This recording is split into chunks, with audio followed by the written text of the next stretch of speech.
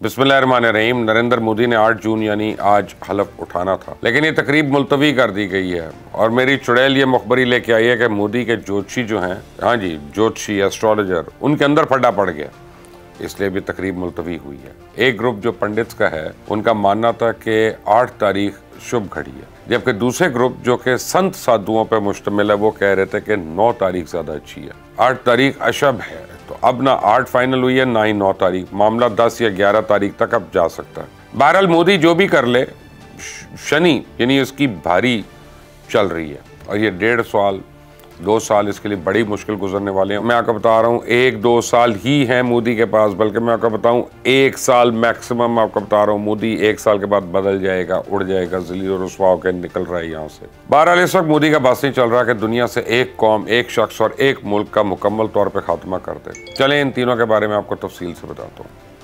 बात करें आदाद शुमार की, तो इन इलेक्शन से मोदी की हार में भारतीय इस्टेब्लिशमेंट समेत मुसलमान वोटर्स ने भी बड़ा अहम किरदार अदा किया, क्योंकि इन इलेक्शंस में कांग्रेस का मुसलमान वोटर्स का शेयर बढ़कर 33% से 38% तक पहुंच गया, जबकि बीजेपी का मुस्लिम वोटर का शेयर 4% से कम होकर 1% पर रह गया। तो पता नहीं ये 1% कौन से हैं वैसे, क्योंकि जितना मुस्लिम मुखालिफ कार्ड खेलता है ये 1% वोट भी बीजेपी को नहीं पड़ना चाहिए। बहरहाल इस हवाले से एक अहम पहलू यह भी है कि हिंदुत्व को मुल्क के सबसे बड़े सूबे यूपी में शिकस्त हो गई है। 24 करोड़ से ज़्यादा आबादी वाला ये सूबा जो है अपनी जगह एक मुल्क से कम नहीं है, या यूँ कह लें कि जैसे पाकिस्तान में पंजाब है तो भारत में यूपी है।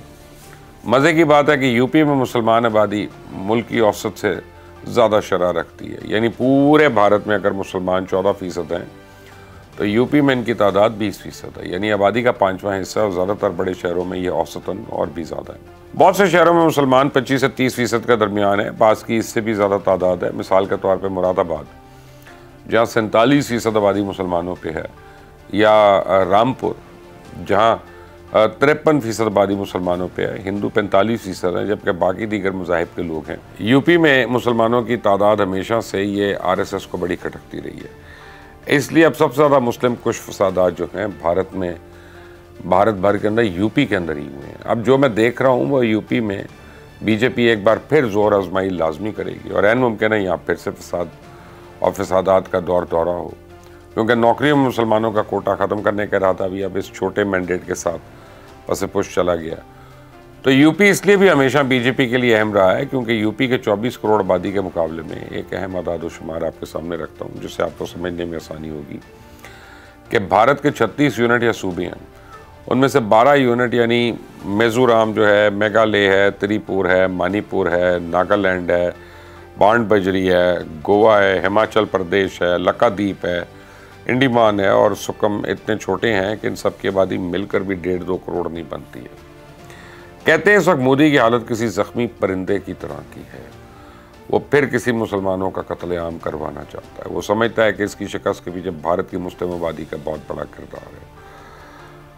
तो अच्छा, मोदी को एक्सपोज करने और इस हार में एक और शख्स का भी बड़ा अहम किरदार है जिसका इतराफ़ कांग्रेस ने भी किया। उस शख्स का नाम है ध्रुव राठी, जिसने दुनिया को बताया और भारतीय अवाम को भी समझाया कि मोदी चाय वाला नहीं है, बस मोदी बड़ा अच्छा अदाकार है, मगर ये हीरो के सिवा कोई और रोल नहीं अदा करता, क्योंकि इसका ख्याल है कि आदमी या तो हीरो होता है या फिर ज़ीरो, और ज़ीरो होने से उसको नफरत है।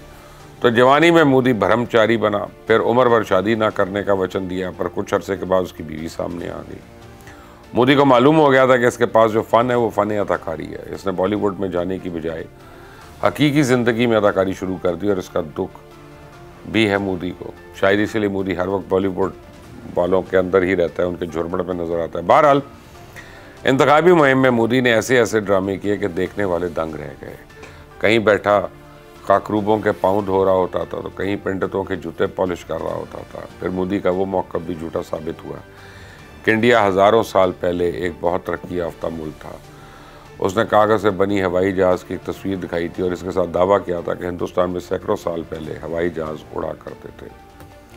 मगर हर बार और हर मौके पे वो जो इनके अपने वीलॉगर्स हैं उन्होंने इसके खूब कपड़े उतारे, उसकी मजहबी ड्रामाबाजी बंद कराई, और यूँ इस वक्त मोदी के 3 दुश्मन नंबर 1 हैं। एक भारतीय मुसलमान, दूसरा ध्रुव राठी और तीसरा पाकिस्तान में से कह रहा हूँ कि खारजा पॉलिसी की बात करें तो मोदी ने अपने गुज़श्ता 10 साल दौर में इसको अपनी सियासत के लिए इस्तेमाल तो किया, और इस दौरान किसी भी पड़ोसी के साथ बना कर नहीं रखी। ख़ास तौर पर पाकिस्तान के साथ दुश्मनी इस हद तक ले गया कि दहशतगर्दी के लिए मोदी हुकूमत ने हर हरबा और हथकंडा इख्तियार किया। यहाँ तक कि ईरान और अफगानिस्तान की सरजमीन इस्तेमाल हुई पाकिस्तान के खिलाफ।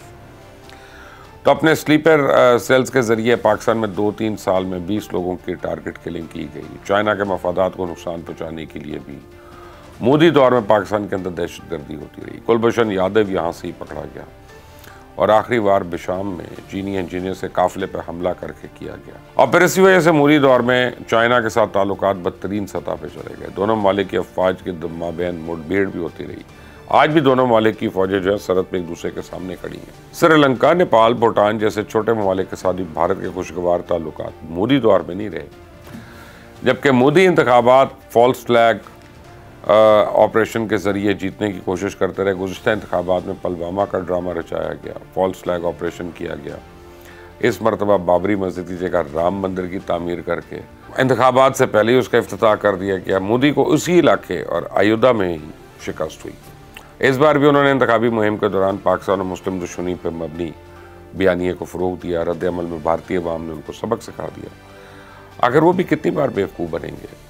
जबकि मोदी की इस हिंदुत्व सोच पर मबनी पॉलिसी के बायस भारत की मुतअद्दिद रियासतों में आज़ादी की तहरीकों ने जन्म ले लिया। अब भारतीय पंजाब, नागालैंड, तमिलनाडु, कश्मीर और दीगर रियासतों के अवाम भी बीजेपी हुकूमत के मुजालिम से छुटकारा हासिल करने के लिए खड़े हो गए और इन तहरीकों में रोज़ बरोज़ जोबन आ रहा है। और अब भारत भर में फोर्सेस पर हमले जो हैं वो रूटीन हैं। जबकि नफरत की सियासत अस खुद बीजेपी के गले भी पड़ रही है, क्योंकि बॉलीवुड अदाकारा और हाल ही में लोकसभा के इंतखाबात जीतने वाली कंगना रावत, उस पर एयरपोर्ट सिक्योरिटी फोर्स की खातून कांस्टेबल ने किसानों की बेइज्जती करने पर थप्पड़ मार दिया। इस खातून को तो फौरी तौर पर नौकरी से निकाल दिया गया, लेकिन भारतीय गुलकार और मौसीकार विशाल दलाई ने खातून सिक्योरिटी अफसर को जॉब ऑफर कर दी। उनका कहना था कि वो तशद्दुद को सपोर्ट नहीं करते, लेकिन वो खातून अफसर के गुस्से को समझ सकते हैं। यानी अब लोग खुलकर बीजेपी के सामने खड़े होने को तैयार हैं। तो इसलिए मैं कहता हूं कि आप अनकरीब देखेंगे कि ऐसे थप्पड़ अब मोदी को भी पड़ने वाले हैं। इसमें कोई शक नहीं है कि मोदी एक बार फिर हिंदुस्तान का वज़ीर आज़म तो बन जाएगा, लेकिन यह भारतीय तारीख का सबसे कमज़ोर तरीन वज़ीर आज़म साबित होगा। अपनी साबका पॉलिसियाँ बरकरार नहीं रख सकेगा। ये ख़तरा ज़रूर है कि वो अपनी पोजीशन अवाम में बहाल करने के लिए पाकिस्तान के साथ कोई नया ख़तरनाक खेलना शुरू करे, जो कि पाक भारत जंग पर ना यानी पहुँच जाए। लेकिन ज़ाती तौर पर मुझे लगता है कि मोदी के ड्रामे का ड्रॉप सीन चल रहा है, यानी आखिरी सीन चल रहा है। आपका क्या ख्याल है? मुझे अपनी राय दीजिएगा कमेंट्स में। इस चैनल को सब्सक्राइब करें, बेल आइकॉन को प्रेस करें। अंटिल नेक्स्ट टाइम, अल्लाह हाफ़िज़।